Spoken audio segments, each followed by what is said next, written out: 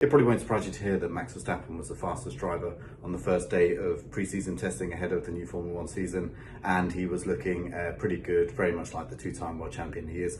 Of course, testing, you can't tell a huge amount from the first day. You can't really tell a huge amount after all 3 days. We have to take everything with a pinch of salt, but the fact that the Red Bull was up there, no real surprise. They're the world champions. They had such a sorted package last year, and it's very clear from the car, which we really saw for the first time today, that they've just evolved it slightly. They've built on the good bits that they had, and they've kind of taken it a step forward, and Max seemed very happy at the end of the day. And really, that's the kind of thing that we're dealing with at this stage of testing, is body language, kind of just messages coming from the team. Of course, whether the teams run reliably, and pretty much all 10 teams did. They all got a lot of laps on the board, which is good considering there are only 3 days of testing.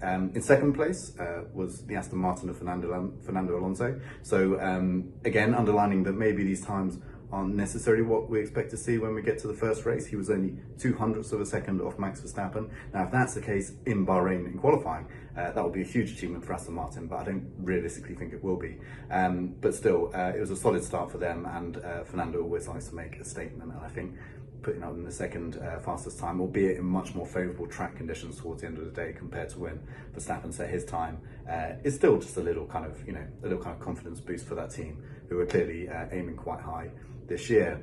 Elsewhere, Ferrari third fastest. Again, not a huge amount to read into it, but the car looked good. They ran reliably through the day. That's important, of course, for them. One of the big things is to make sure that their engine, all the reliability issues they had on that last year, which means that they had to turn down the power on the engine, are solved for this year. So far, so good.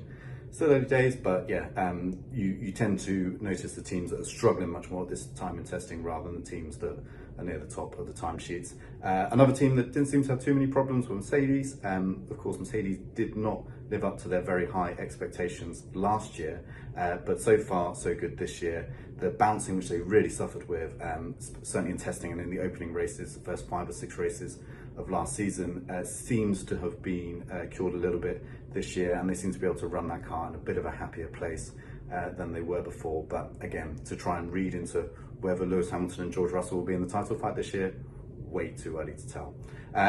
Elsewhere, yeah, everyone looking pretty settled, pretty good.